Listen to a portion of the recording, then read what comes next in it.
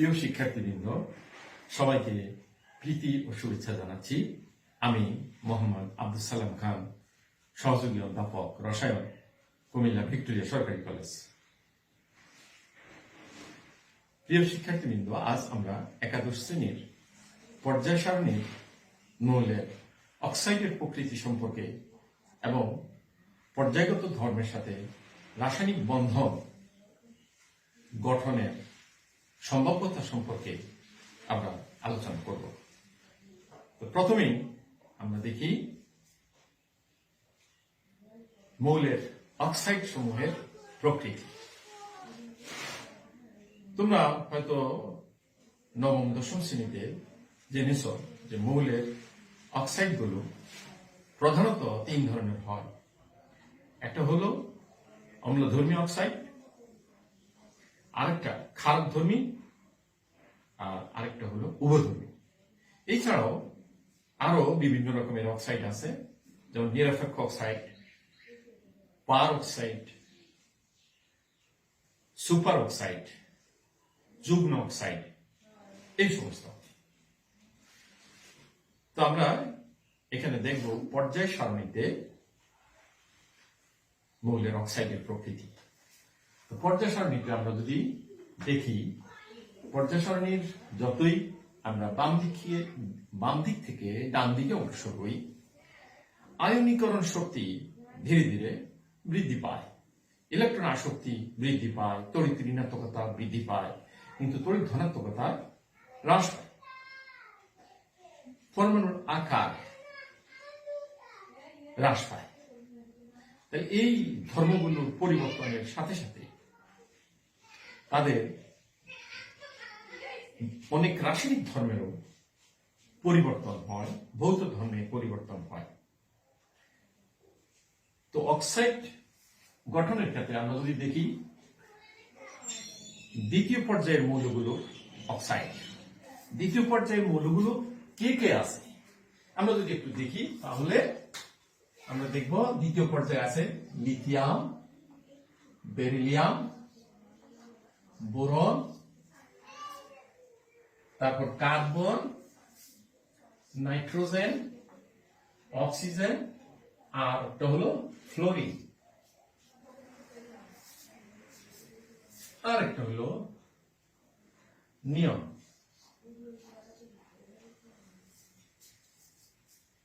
এদের মধ্যে নিয়ন এর আয়নীকরণ শক্তি অনেক অনেক বেশি, ইলেকট্রন আসক্তি শূন্য, তড়িৎ ঋণাত্মকতাও শূন্যের কোটায়। এই কারণে এটা নরমালি অক্সিজেনের সাথে কোনো যৌগ গঠন করে না। তাহলে আমরা দেখি অবশিষ্ট রইল এই মৌলগুলো। লিথিয়াম অক্সিজেনের সাথে যুক্ত হয়ে lithium oxide, beryllium, beryllium oxide, boron, boron oxide, carbon, একটা হলো কার্বন মনোক্সাইড, আরেকটা তৈরি করে কার্বন ডাই অক্সাইড, আর নাইট্রোজেন অক্সিজেনের সাথে যুক্ত হয়ে nitrous oxide, nitric oxide, nitrogen trioxide, nitrogen dioxide, nitrogen dioxide বা নাইট্রোজেন টেট্রা অক্সাইডও বলতে পারি আমরা, বা আমরা বলতে পারি N2O4 নাইট্রোজেন টেট্রা অক্সাইড, আর একটা তৈরি করে নাইট্রোজেন পেন্টঅক্সাইড। আর ফ্লোরিন তৈরি করে অক্সিজেন ডাইফ্লোরাইড, অক্সিজেন ডাইফ্লোরাইড। এগুলোর মধ্যে যতই আমরা বাম দিক থেকে ডান দিকে যাব, অক্সাইডগুলোর ক্ষারক ধর্ম তত হ্রাস পায় আর অম্লধর্মিতা তত বৃদ্ধি পায়। তাহলে আমরা যদি দেখি, তাহলে লিথিয়াম অক্সাইড এটা হলো ক্ষারকধর্মী, কারণ লিথিয়াম অক্সাইড যদি পানির সাথে বিক্রিয়া করে তাহলে হবে লিথিয়াম হাইড্রোক্সাইড। আর এই লিথিয়াম হাইড্রোক্সাইড যে কোনো ক্ষার, যেমন যে কোনো অ্যাসিড, লিথিয়াম হাইড্রোক্সাইডটা যে কোনো অ্যাসিড যেমন হাইড্রোক্লোরিক অ্যাসিডের সাথে বিক্রিয়া করলে হবে লিথিয়াম ক্লোরাইড এবং পানি। তাহলে এই দুইটা অংশ যদি আমরা যোগ করি তাহলে শেষ পর্যন্ত আমরা পাবো এরকম lithium oxide plus hydrochloric acid, তাহলে হবে লিথিয়াম ক্লোরাইড আর হলো পানি। তাহলে এখানে যদি আমরা ব্যালেন্স করি তাহলে এখানে 2 দিতে হবে, তাহলে এখানে 2, এখানে 2, এখানে 2 আর এখানে 2। এই যদি হয় তাহলে যোগ করলে আমরা দেখব লিথিয়াম অক্সাইড এবং হাইড্রোক্লোরিক অ্যাসিড বিক্রিয়া করে লিথিয়াম ক্লোরাইড এবং পানি তৈরি করে। এখানে ব্যবহৃত হয়েছে 2 অণু পানি, 1 অণু পানি, আর উৎপন্ন হয়েছে 2 অণু পানি। তাহলে সামগ্রিকভাবে উৎপাদের মধ্যে 1 অণু পানি থাকবে। তার মানে আমরা টোটালি যদি বলি যে লিথিয়াম অক্সাইড যে কোনো অ্যাসিড যেমন হাইড্রোক্লোরিক অ্যাসিডের সাথে বিক্রিয়া করে লিথিয়াম ক্লোরাইড নামক লবণ এবং পানি উৎপন্ন করে, সেই কারণে আমরা বলবো লিথিয়াম অক্সাইড একটি ক্ষারকধর্মী অক্সাইড। এরপর আমরা যদি দেখি বেরিলিয়াম অক্সাইড। বেরিলিয়াম অক্সাইড হলো উভধর্মী, তার কিছু ক্ষারক ধর্ম আছে, অন্য ধর্ম আছে।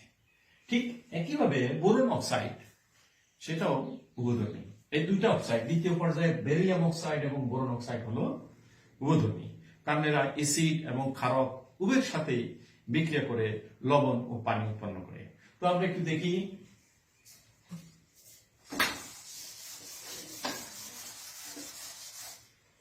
Beryllium oxide. বেরিলিয়াম অক্সাইড যে কোনো অ্যাসিড যেমন হাইড্রোক্লোরিক অ্যাসিড এর সাথে যদি বিক্রিয়া করে তাহলে হবে বেরিলিয়াম ক্লোরাইড এবং পানি, লবণ এবং পানি তৈরি করলো। আবার একইভাবে বেরিলিয়াম অক্সাইডটা যদি যে কোনো ক্ষার যেমন সোডিয়াম হাইড্রোক্সাইডের সাথে যদি বিক্রিয়া করে তাহলে এই ক্ষেত্রে সোডিয়াম বেরিলয়েড, সোডিয়াম Na2BeO2, সোডিয়াম বেরিলয়েড এবং পানি উৎপন্ন করবে। তাহলে বেরিলিয়াম অক্সাইড অ্যাসিড এবং ক্ষারক উভয়ের সাথে বিক্রিয়া করে লবণ এবং পানি উৎপন্ন করে। সুতরাং বেরিলিয়াম অক্সাইড হলো একটি উভধর্মী অক্সাইড। ঠিক একইভাবে আমরা যদি বোরন অক্সাইডকে দেখি, বোরন অক্সাইড যদি যে কোনো অ্যাসিড যেমন হাইড্রোফ্লোরিক অ্যাসিডের সাথে যদি বিক্রিয়া করে তাহলে বোরন ট্রাইফ্লোরাইড এবং পানি উৎপন্ন হবে। বোরন ট্রাইফ্লোরাইড এবং পানি উৎপন্ন হবে। বোরন ট্রাইফ্লোরাইড একটা লবণ আর পানি তৈরি করলো। তাহলে এই ক্ষেত্রে আমরা দেখলাম এটা হলো ক্ষারকধর্মী, অ্যাসিডের সাথে বিক্রিয়া করে লবণ ও পানি তৈরি করলো, সেই কারণে এটা হলো ক্ষারকধর্মী। আবার বেরিলিয়াম অক্সাইডটা যদি যে কোনো ক্ষার যেমন সোডিয়াম হাইড্রোক্সাইডের সাথে যদি বিক্রিয়া করে তাহলে boron oxide B2O3, boron oxide যদি সোডিয়াম হাইড্রোক্সাইডের সাথে বিক্রিয়া করে তাহলে সোডিয়াম বোরেট এবং পানি তৈরি করবে।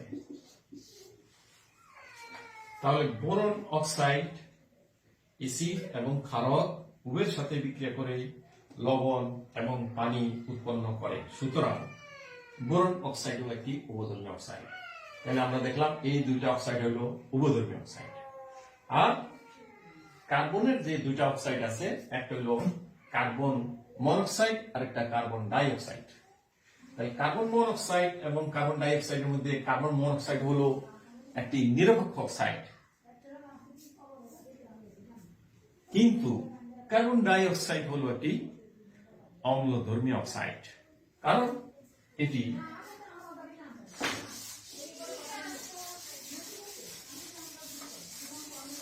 কার্বন ডাই অক্সাইড যদি পানির সাথে বিক্রিয়া করে তাহলে হবে H2CO3 কার্বনিক অ্যাসিড।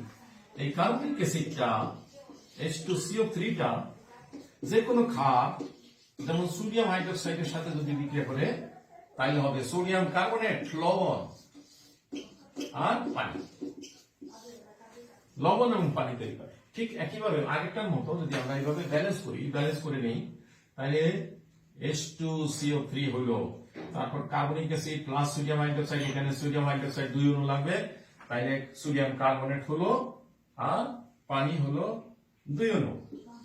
তাহলে এখানে যদি আমরা যোগ করি, দুইটা সমীকরণ যদি যোগ করি তাহলে হবে carbon die oxide plus sodium hydroxide,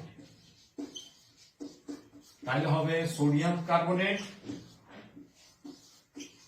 আর পানি। 1 অণু পানি এখানে ব্যবহৃত হলো আর 2 অণু পানি উৎপন্ন হলো, তাহলে সামগ্রিকভাবে 1 অণু পানি উৎপন্ন হলো। তাহলে সেই ক্ষেত্রে আমরা দেখি কার্বন ডাই অক্সাইড যে কোনো ক্ষার যেমন সোডিয়াম হাইড্রোক্সাইডের সাথে বিক্রিয়া করে সোডিয়াম কার্বনেট নামক লবণ এবং পানি উৎপন্ন করে। সুতরাং আমরা বলতে পারি কার্বন ডাই অক্সাইড হলো অম্লধর্মী অক্সাইড। এরপর আমরা যদি দেখি নাইট্রোজেনের বিভিন্ন অক্সাইড গুলো, নাইট্রোজেনের অক্সাইডের মধ্যে এই দুটো অক্সাইড হলো নিরপেক্ষ, অর্থাৎ এরা এসিড ধর্ম প্রদর্শন করে না, ক্ষার ধর্ম প্রদর্শন করে না। কিন্তু অন্য অক্সাইড গুলো নাইট্রোজেন ট্রাইঅক্সাইড, নাইট্রোজেন ডাইঅক্সাইড বা নাইট্রোজেন টেট্রাঅক্সাইড এবং নাইট্রোজেন পেন্টঅক্সাইড, এই পাঁচটা অক্সাইড হলো, এই তিনটা অক্সাইড হলো অম্লধর্মী, কারণ এরা পানির সাথে বিক্রিয়া করলে অ্যাসিড উৎপন্ন করবে আর ক্ষারের সাথে বিক্রিয়া করলে লবণ পানি উৎপন্ন করবে। আমরা একটু দেখি।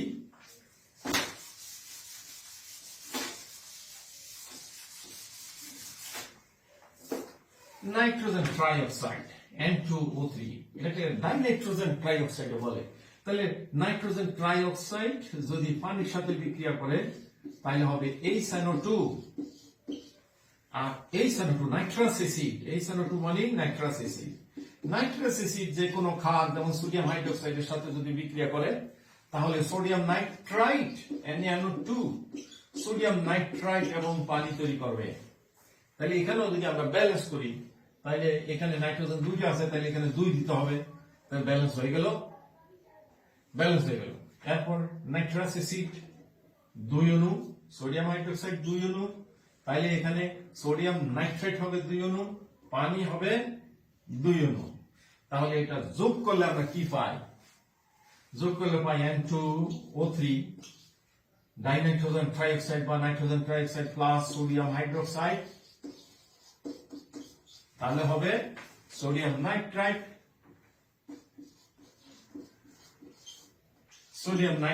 এবং পানি। এখানে 1 অণু পানি ব্যবহৃত হলো আর 2 অণু পানি উৎপন্ন হলো, তাহলে সামগ্রিকভাবে 1 অণু পানি উৎপন্ন হলো। তাহলে আমরা এখানে দেখলাম কি নাইট্রোজেন ট্রাইঅক্সাইড যে কোনো ক্ষার যেমন সোডিয়াম হাইড্রোক্সাইডের সাথে বিক্রিয়া করে লবণ, সোডিয়াম নাইট্রাইট লবণ এবং পানি উৎপন্ন করে। সুতরাং আমরা বলবো যে নাইট্রোজেন ট্রাইঅক্সাইড একটি অম্লধর্মী oxide.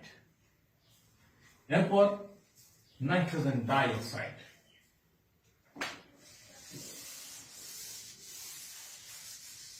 Nitrogen dioxide NO2 plus পানি, নাইট্রোজেন ডাইঅক্সাইড পানির সাথে বিক্রিয়া করলে HNO2 এবং HNO3 দুইটা অ্যাসিড তৈরি করে, নাইট্রাস অ্যাসিড এবং নাইট্রিক অ্যাসিড।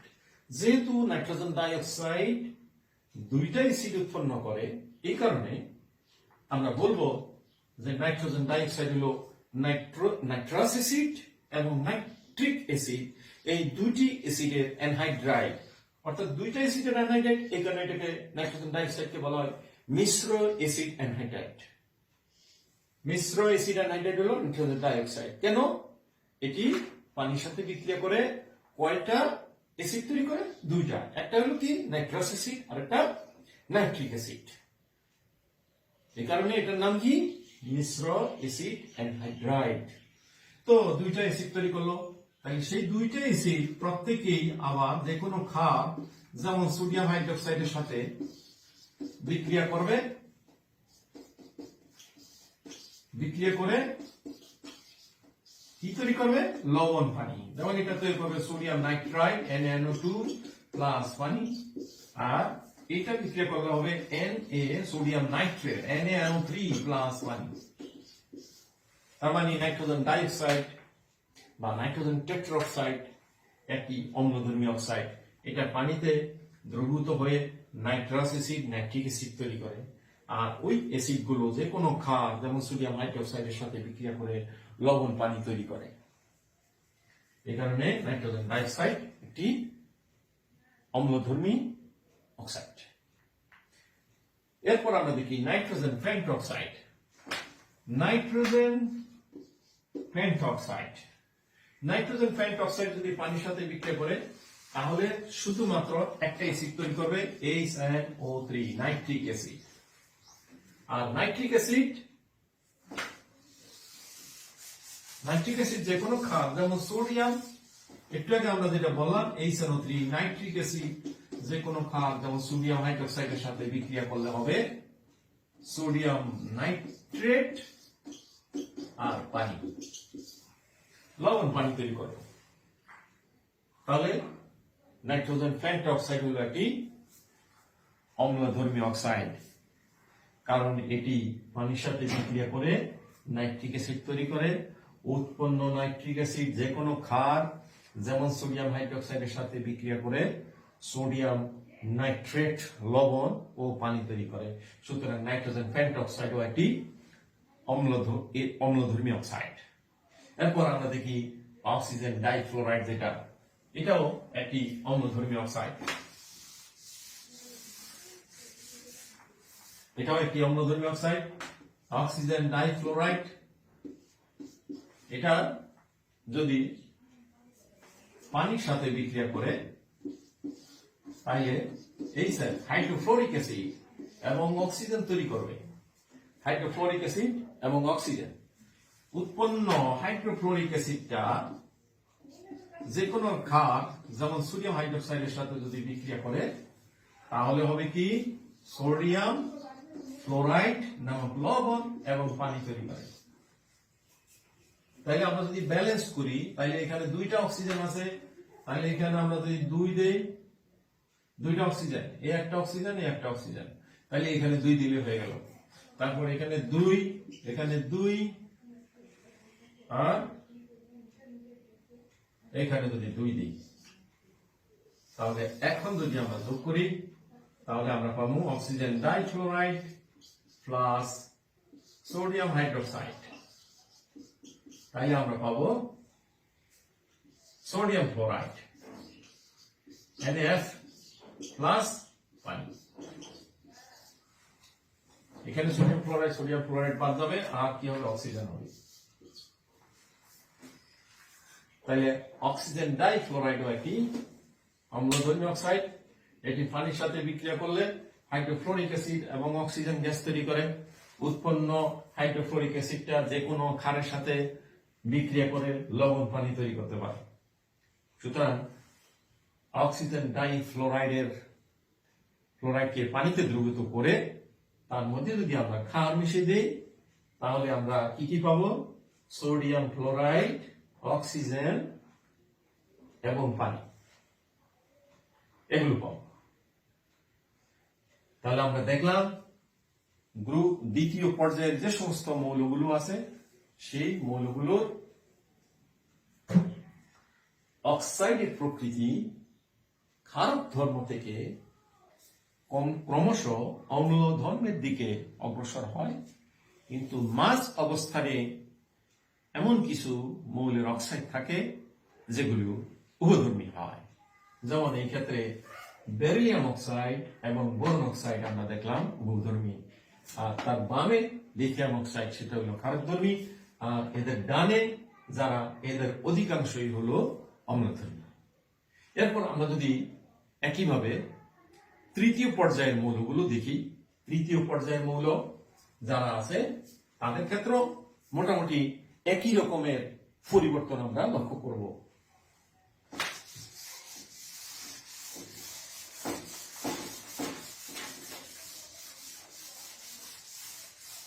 তৃতীয় পর্যায়ের যে সমস্ত মৌল আছে তারা কে কে?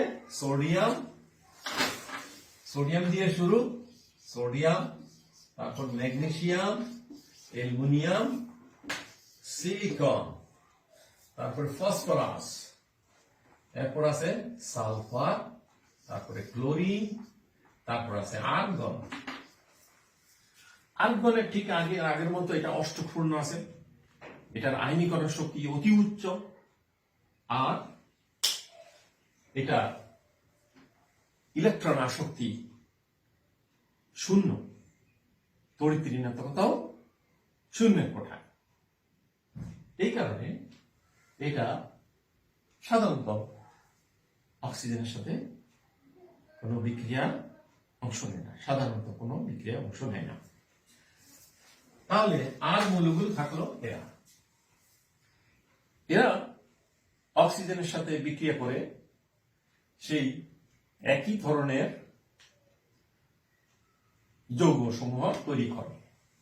সোডিয়াম তৈরি করবে সোডিয়াম অক্সাইড, ম্যাগনেসিয়াম তৈরি করবে ম্যাগনেসিয়াম অক্সাইড, অ্যালুমিনিয়াম তৈরি করবে অ্যালুমিনিয়াম অক্সাইড, সিলিকন তৈরি করবে সিলিকন ডাইঅক্সাইড, ফসফরাস তৈরি করবে ফসফরাস ট্রাইঅক্সাইড এবং ফসফরাস পেন্টঅক্সাইড, সালফার তৈরি করবে সালফার ডাইঅক্সাইড এবং সালফার ট্রাইঅক্সাইড, আর ক্লোরিন তৈরি করবে বিভিন্ন বিভিন্ন অক্সাইড তৈরি করবে। কিন্তু ক্লোরিন হেপ্টাঅক্সাইড এরকম করতে পারে ক্লোরিন ডাইক্লোরিন হেপ্টাঅক্সাইড, অথবা তৈরি করতে পারে তোমার ক্লোরিন মনোক্সাইড ইত্যাদি ইত্যাদি তৈরি করতে পারে। তার মধ্যে এটাও আমরা একটা ধরলাম আর কি, যে অন্যান্য তার অক্সাইড গুলো আছে, তার মধ্যে এটা একটা ধরলাম। তো এখানে আমরা দেখব যে ক্ষারক ধর্ম থেকে আগের মতোই ধীরে ধীরে অম্ল ধর্মের দিকে অগ্রসর হয়। এই দুইটা অক্সাইড হলো ক্ষারক ধর্মী,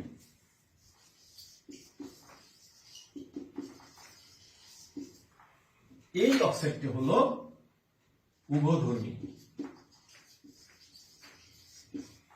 আর বাকিগুলো সব হলো অম্লধর্মী।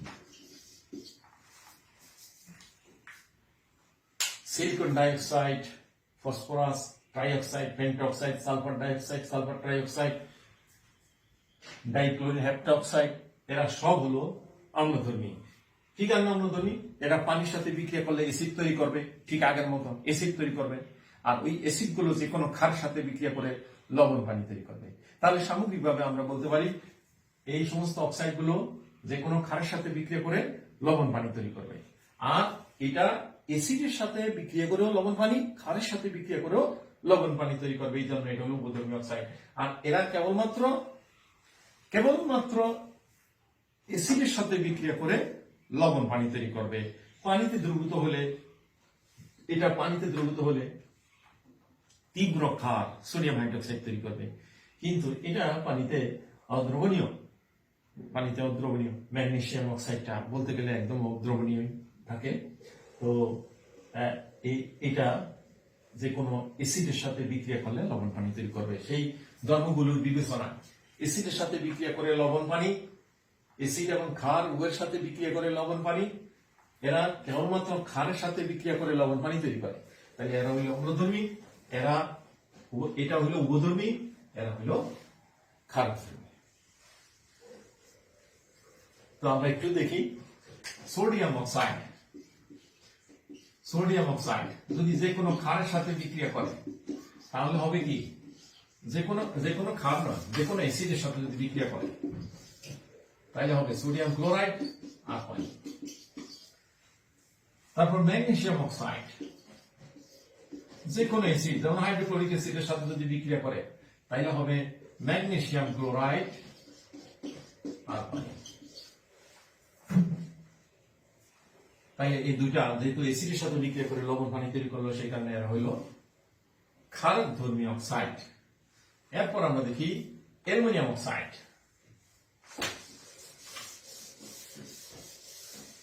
Aluminium oxide Al2O3। Aluminium oxide ক্ষারের সাথে বিক্রিয়া করে লবণ পানি, যেমন সোডিয়াম হাইড্রোক্সাইডের সাথে বিক্রিয়া করে সে তৈরি করবে sodium aluminate NaAlO2, sodium aluminate আর পানি তৈরি করবে, লবণ পানি তৈরি করলো। আবার অ্যালুমিনিয়াম অক্সাইডটা যে কোনো অ্যাসিড যেমন হাইড্রোক্লোরিক অ্যাসিডের সাথে সে যদি বিক্রিয়া করে তাহলে অ্যালুমিনিয়াম ক্লোরাইড এবং পানি তৈরি করবে। তাহলে অ্যাসিডের সাথে বিক্রিয়া করে লবণ পানি, ক্ষারের সাথে বিক্রিয়া করে লবণ পানি তৈরি করে, সুতরাং অ্যালুমিনিয়াম অক্সাইড হলো একটা উভধর্মী অক্সাইড। এরপর আমরা দেখি সিলিকন ডাইঅক্সাইডের ক্ষেত্রে SiO2, সিলিকন ডাইঅক্সাইড। এটা যে কোনো ক্ষার যেমন সোডিয়াম হাইড্রোক্সাইড এর সাথে বিক্রিয়া করে sodium silicate SiO3, sodium silicate এবং পানি, তাহলে এখানে লবণ এবং পানি তৈরি করলো, সেই কারণে সিলিকন ডাইঅক্সাইড একটা অম্লধর্মী অক্সাইড। P2O3 যে কোনো ক্ষারের সাথে যেমন গাঢ় সোডিয়াম হাইড্রোক্সাইডের সাথে এটা যদি বিক্রিয়া করে তাহলে সোডিয়াম ফসফেট হবে, সোডিয়াম ফসফেট আর হবে পানি, আর একটা জিনিস হবে ফসফিন, বাড়তি হবে। তাহলে ফসফরাস ট্রাইঅক্সাইড এটা যে কোনো ক্ষারের সাথে বিক্রিয়া করলে সোডিয়াম ফসফেট, পানি এবং ফসফিন উৎপন্ন করে। তাই এখানে লবণ হইল পানি, এটা একটা বাড়তি উৎপাদন আমরা বলতে পারি। এরপর আমরা দেখি ফসফরাস পেন্টঅক্সাইড P2O5, এটা যদি সোডিয়াম হাইড্রোক্সাইডের সাথে বিক্রিয়া করে তাহলে এটা শুধুমাত্র সোডিয়াম ফসফেট আর পানি তৈরি করবে, সোডিয়াম ফসফেট এবং পানি, তাহলে লবণ আর পানি তৈরি করবে। এই কারণে ফসফরাস পেন্টঅক্সাইড একটি অম্লধর্মী অক্সাইড। এরপর আমরা দেখি সালফার ডাইঅক্সাইড।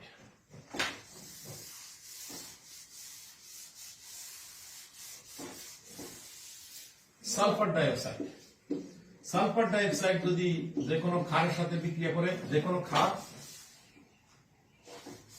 কোনো ক্ষার ক্ষারের সাথে যদি বিক্রিয়া করে তাহলে এটা তৈরি করবে সোডিয়াম সালফাইড এবং পানি, সোডিয়াম সালফাইড এবং পানি তৈরি করবে। আর সালফার ট্রাইঅক্সাইড যদি সোডিয়াম হাইড্রোক্সাইডের সাথে বিক্রিয়া করে তাহলে সেখানে হবে সোডিয়াম সালফেট, লবণ আর পানি, সোডিয়াম সালফেট, লবণ এবং পানি। তার মানে সালফার ডাইঅক্সাইড এবং সালফার ট্রাইঅক্সাইড দুটি অম্লধর্মী অক্সাইড, কারণ তারা ক্ষারের সাথে বিক্রিয়া করলে লবণ পানি তৈরি করে। এছাড়াও সালফার ডাইঅক্সাইড, সালফার ট্রাইঅক্সাইড বা এই সমস্ত অম্লধর্মী অক্সাইড এই দুইটা phosphorus trioxide, pentoxide, sulphur dioxide, sulphur trioxide, dichlorine heptoxide, এরা পানির সাথে বিক্রিয়া করলে অ্যাসিড তৈরি করে এবং জলীয় দ্রবণে হাইড্রোজেন আয়ন দেয়, নীল কাঁচকে লাল করে, এই কথাগুলো আমরা বলতে পারি। আচ্ছা, এরপর আমরা দেখি আরেকটা অক্সাইড আছে ডাইক্লোরিন হেপ্টাঅক্সাইড, যেটা এটা যে কোনো ক্ষারের সাথে যদি সে বিক্রিয়া করে, যেমন সোডিয়াম হাইড্রোক্সাইডের সাথে সে যদি বিক্রিয়া করে তাহলে হবে কি সোডিয়াম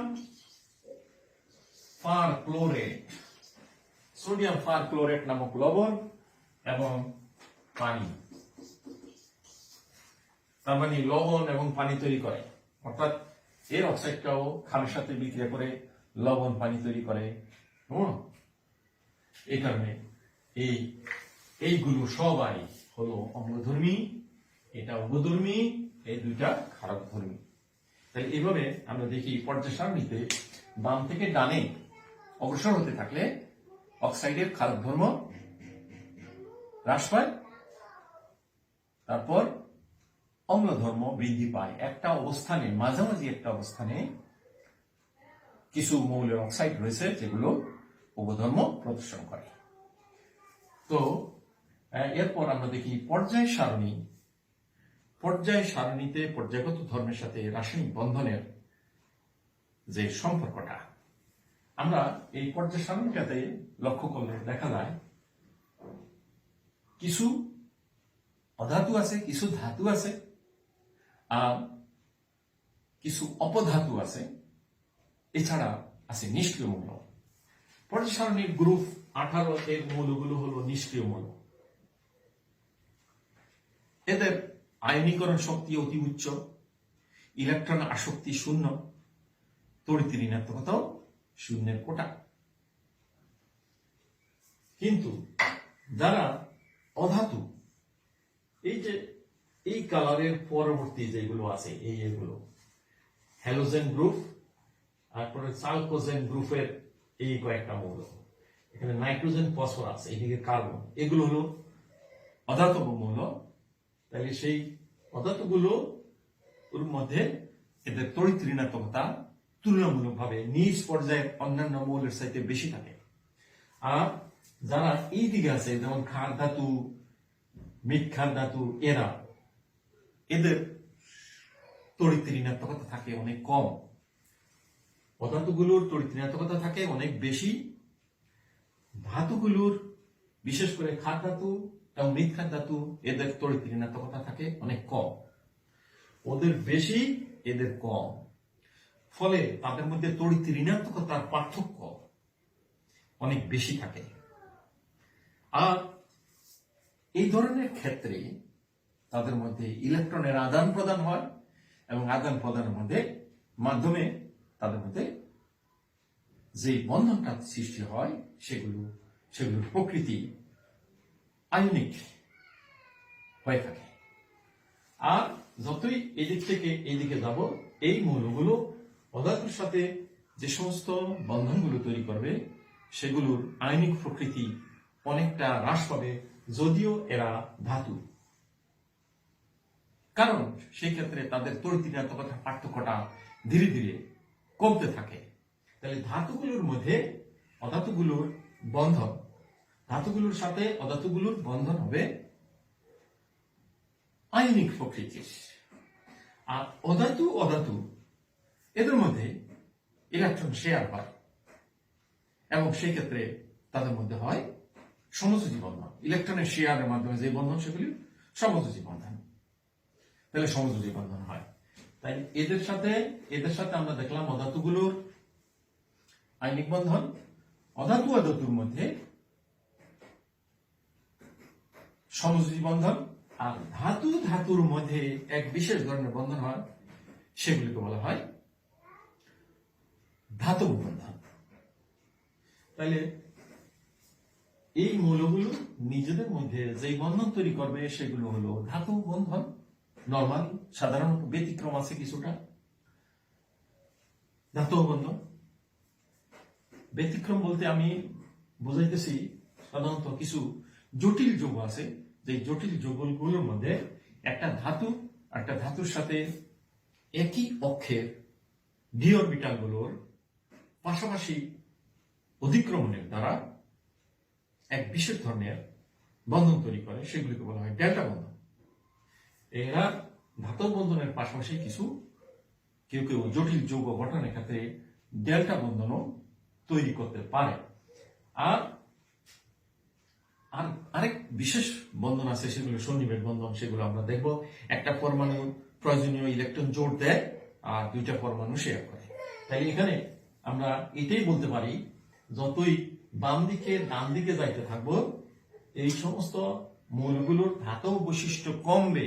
তার মানে এই সমস্ত মৌলগুলো ততই অধাতুর সাথে যুক্ত হয়ে ধাতব আয়নিক ধর্ম কিছুটা হ্রাস পেয়ে কিছুটা সমযোজী প্রকৃতির বন্ধন তৈরি করবে। আর এরা নিজেরা সমযোজী বন্ধন তৈরি করবে। সুতরাং পর্যায় সারণীতে মৌলের অবস্থান এর সাথে রাসায়নিক বন্ধনের প্রকৃতিটাও নির্ভর করে। আজকে আমরা আলোচনা যেটুকু করলাম এরপরে আমরা এর পরবর্তী অংশ আলোচনা করব। সবাইকে অনেক অনেক প্রীতি ও শুভেচ্ছা জানিয়ে আমি আজকের মতো তোমাদের কাছ থেকে বিদায় নিলাম। আল্লাহ হাফিজ।